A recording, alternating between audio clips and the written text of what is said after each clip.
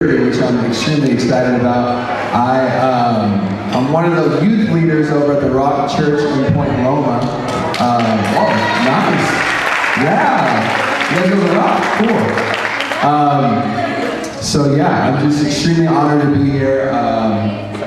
It's crazy, it's really cool to be in a setting of people who really love and care for two girls who are in their prime. They're 15 and 16, right? So many big decisions to make, and it's cool that everyone here is just here to show their love and support for them, and working with youth and high schoolers and junior hires. I just want to say that you're going to make the biggest impact in these two girls' lives. Am I talking too loud? Oh, I thought you were plugging like, hey, shut up, man. Okay. So yeah, I'm excited. Cool. So what I'm going to do, Verna said I could talk for 2 hours and 45 minutes. I'm just kidding, guys. I'm just kidding. I was like, what? No, we got to party. Especially table 8 over there. Table 8's ready to party. I'll tell you what, we're like, Matt, hurry up. We got to get to the dance floor. Okay. Guys, okay, so really quick, I'm going to I'm going to be speaking from the book of 2 Timothy. So I'm going to give you some context behind 2 Timothy, what was going on. We're going to pray. I'm going to share a story, and then we're going to finish this out, okay? So just stick with me for about 10, 15, anywhere to 55 minutes. Just kidding. Okay. So the text, if anyone has their Bible, who has their Bible? Nope, nobody? You guys don't bring your Bibles to quinceañeras, or? No? Oh, okay, something I want. Oh, on your phone, look at that right there. It's everywhere, I'm telling you. Life Church, okay.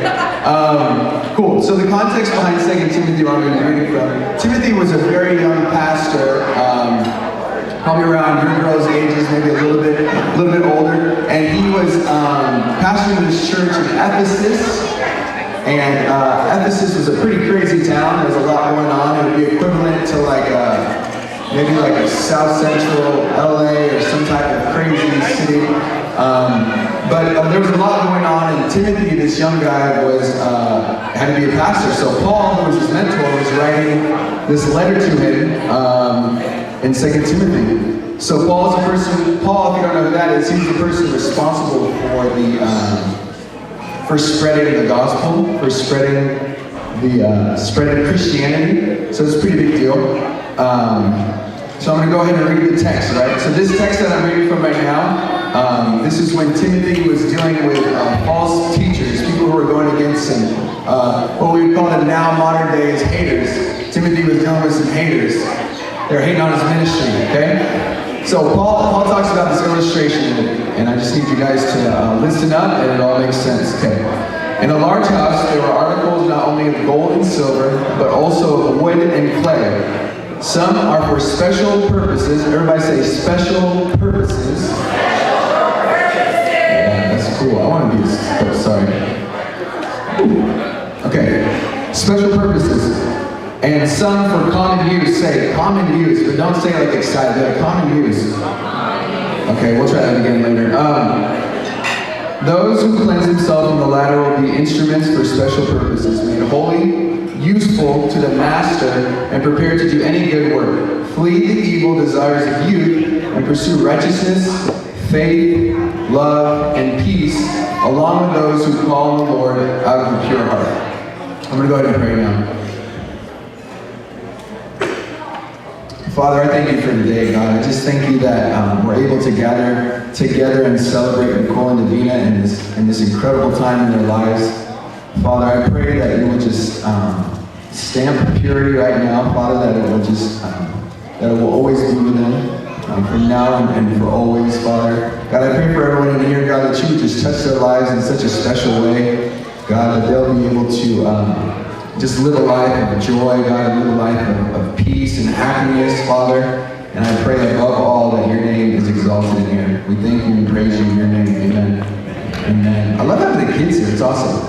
Hey, so I want to share a story about me when I was 15 or 16, okay? Is that cool? All right, because I don't have anything else to say, so hopefully it's cool. Okay, so I grew up in Las Vegas, Nevada. Ironically, my mom was a children's pastor. So I grew up in church, My community was in church, my parents, my brothers, my best friends, sports, I went to school in church, everything in church. But anyway, so even as I was growing up, I still, when I was in high school, around your girl's age, I stayed in church, and that was where, like I said, that's where everyone was at. So naturally, when I got to around age 15 or 16, I was like checking out, I was trying to check out some girls, right? Guys, let me get it. Okay, I got me right here. You got me. So anyways, when I was around 15 or 16, I saw this girl that I really liked in church, and I actually remember the day, so I'm going to set the scene for you, okay? It was after church, and she was posted up pretty much on something like that, just kind of like doing her thing. We didn't have phones, so she was like doing her thing, reading a book or something, I don't know. And I'm standing over here in the spotlight, right? God's light was shining on me, just kidding. So I was standing over here and I was like thinking to myself, like, wow, that girl is poison. No, I'm just kidding. I was like, dang, that girl, like, you know what? There's something different about her, so I'm gonna go talk to her, all right? So I go up, I talk to her. I'm like, now, let me give you a little backstory. My mom, like I said, my mom was a children's pastor, not the biggest church, so I was like kind of a big deal, you know what I'm saying? 16, big man on campus, anyways. So I walk up and I'm like, hey, what's up? First thing she says to me is, aren't you talking to the girl Ashley? And I was like, wait, this is not how it goes. I walk up to you, you're supposed to be like, hey, what's up? But she was like, aren't you talking to some other girl? And I was like, oh, no, we're not talking anymore, or whatever. And then so I kind of broke the walls down a little bit. I'm not gonna switch spots, I'm just gonna tell you. So then, she kind of lined up to it, and I was talking with her, I was like, just trying to plant the seed. That was just my plant the seed moment right there. Plant the seed, walk away. Now, the cool thing is, like, she kept going to church, right? She was at church, I was at church, we're in the same community. And so I would see her, eventually I got a number, and we would talk and stuff, and then we got to the point where we had a conversation where it was like, people who are in high school, you know what I'm talking about, when you have that conversation, you're like, super nervous, but, hey, so I was thinking the other day, and I like you, like, super vulnerable, like, I like you. God, please. And then she said back to me, she's like, you know what, I like you too. And I was like, yes, we're 15, she was 16, she was older than me, so I was like, yeah, what's up, yeah, I like this guy. So she was 16, I was like, all right, next step, I was about to turn 16, so I'm about to get my driver's license, we're about to date. I was like, oh yeah, right? So I go and I talk to her, but before we even established anything, the right thing to do is to go and talk to her parents. Parents, let me get a yeah, right? Before a guy asks your daughter out, we gotta come and talk to you first, right? Yeah, all right. So I go and I talk to her mom and dad. I'm like, yeah, but I meet the criteria. I grew up in church. My mom's a pastor. I'm a good kid. I'm pure. I haven't done anything bad, so I'm like, I'm set, right? So I go in there and we're having lunch with her parents, and I asked her dad, like, hey, can I date your daughter? And he was like, no. And I was like, wait. I'm gonna ask that again, you're gonna say, I was like, can I date your daughter? He was like, no. And I was like, oh, okay. So can we hang out or what? And I'll tell you the guidelines that he gave us. He said, you can hang out if you're in a group. You can hang out here at our house, but you cannot hang out one-on-one. And I'm like, what? Like, I'm 16, she's 16, like, we're responsible adults. I work at Buca de Pepo. I have a car, like, you know what I mean? Like, I got it going on, right? So that's what I'm thinking to myself. But her dad was like, no, like, you can't date my daughter, like, you're not, I know how 16-year-old guys think, and you can't date my daughter. So within that, I was like, okay, I really like this girl, so I stayed with her, right? I stayed with her, I was like, all right, I'll follow his rules, not gonna do anything dumb. And we ended up staying pure throughout high school. And the takeaways I want you guys to get from that is that I was in both, my girlfriend and I, we were in a community of people who supported our purity, right? We were in a community of people who were like, you gotta stay accountable for your actions. You have to be in a group of 2 or 3 people, right? And usually those people were in our church. The second thing you got to take away is that sometimes there's people in your life that are telling you things, such as your parents, other people in your lives, like leaders, pastors, that you don't necessarily agree with, but that's God's covering in your life, right? So when that girl's dad was saying, no, you can't date my daughter, and I'm thinking like, yes, I can.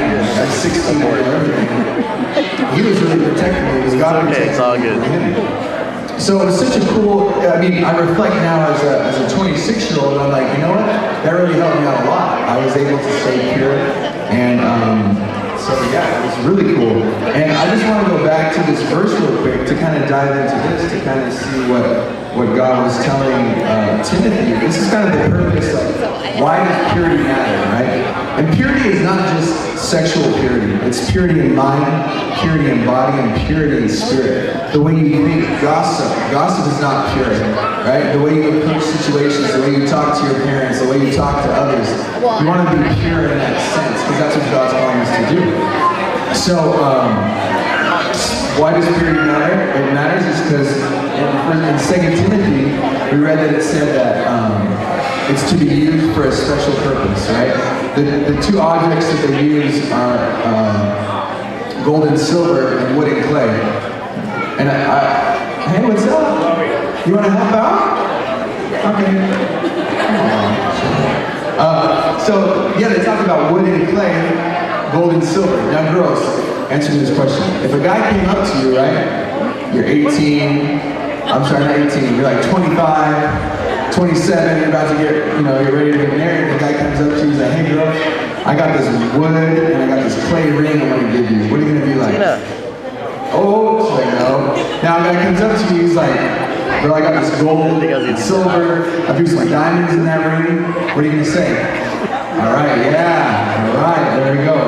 So I think it's cool that Paul is making this comparison to, for Timothy, that those who cleanse themselves from the latter, meaning of wood and clay, is that if you cleanse yourself from those things and you expect diamonds and you expect gold, that God's going to prepare that man for you. That God's going to prepare that person for you. And it's all about staying pure. It's easy to do what everyone else is doing, right? It's easy to be in the world. It's easy to be on Instagram taking these inappropriate selfies. It's easy to let your eyes wander with things. It's easy to do those things. But God's calling you to a higher place. He's calling you to live a life of purity. And if you think about just wood and clay as opposed to gold and silver, it's way easier to attain wood and clay than it is gold and silver. And that's what you're worth, bros. This whole ceremony here, this whole ceremony